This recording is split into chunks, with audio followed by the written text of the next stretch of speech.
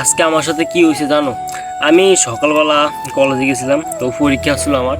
তো আমার সকালবেলা অনেকবার এক আনরং নাম্বার থেকে অনেকবার কল আইছিল। তখন আমি ধরতে পারিনি, আমি তখন পরীক্ষা হলে আসলাম। তারপর আমি এই পরীক্ষা শেষ করে আমি বাসার দিকে আসছিলাম, ঠিক আছে। তো তারপরে আমি এলাকায় নামছি, নামার পরে আমার এক ভাই জিজ্ঞেস করতেছে যে অমুক জায়গায় তোমার এই অমুক বদি তোমার অনেকবার কল দিছে, তুমি ধরো নাই, তোমার সাথে কি কথা বলবে, পার্সোনাল কথা। আমি কই কোন বদি, আমি তো চিনি না, ঠিক আছে।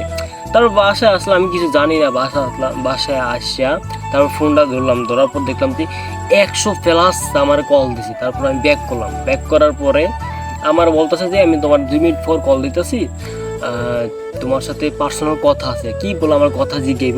তারপর ভাবলাম যে আমি আপনাদের সাথে ওই কথাটা শেয়ার করি। তো কল দিছে, দেখেন কি বলে।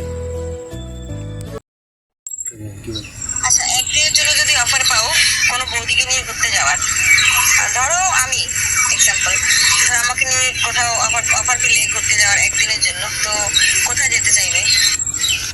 বৌদি পাট খেতে যাম, পাট খেতে, বুঝ